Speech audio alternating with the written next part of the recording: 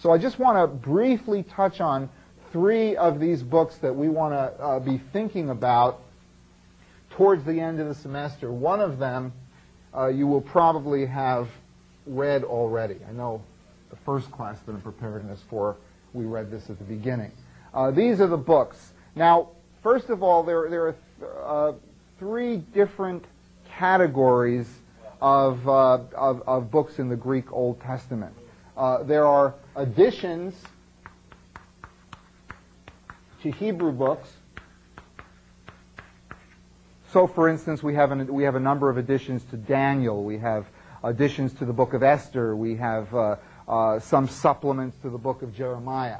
Then we have, and I think I mentioned these others to you already, books that are written in Greek as original narratives and others that might have been translated from the Hebrew. In terms of additions to books, we have Susanna, which I expect we have already looked at. Susanna is an addition to the book of Daniel, one of two, the other one being Bel and the Dragon.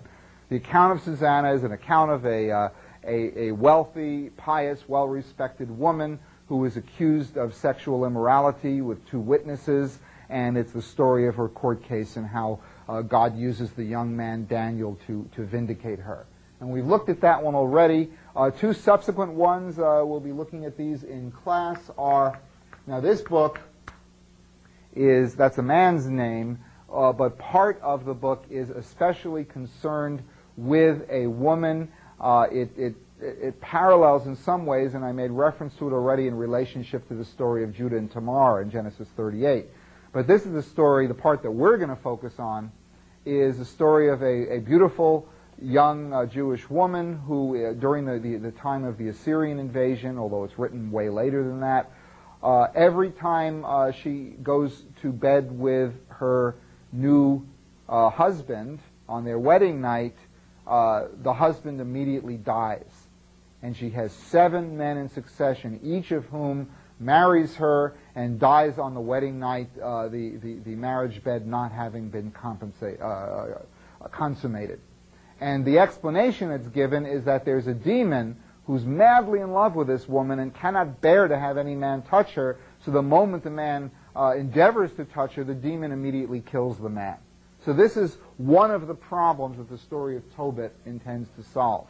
So we're going to focus on that story and what that story tells us about women. And the final one, and we will be ending the class with this story, and the reason we will is because it is, in fact, one of the most positive stories that we have. It's a story of Judith, one of the stronger women in the Israelite master narrative. And Judith is a woman who seduces the military general of Israel's enemy, the Assyrians. He seduces this man. She makes a whole plan of attack.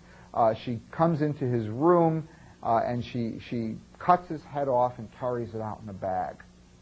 And it might seem a little grisly to you, but in the context of that particular genre, she is one of Israel's really glorious heroes.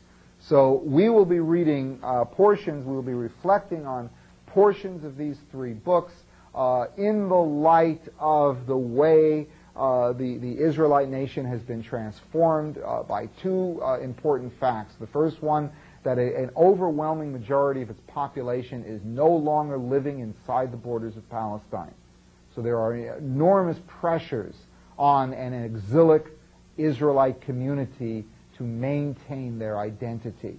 Something like the Palestinians, even though they're living in all of the other Arab countries, they maintain their identity, their awareness that their ancestral home is back in Palestine or Israel.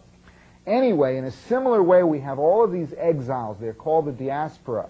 And this brings us to the second concern, a generalized concern of the Greek Old Testament, which is the problem of Hellenism. How do we continue to maintain our identity while we're in a foreign land? And these are the kinds of questions that these stories address. But of course, we're reading the stories with a particular angle of asking ourselves, what do these stories have to do with the role of women in Israel at that time.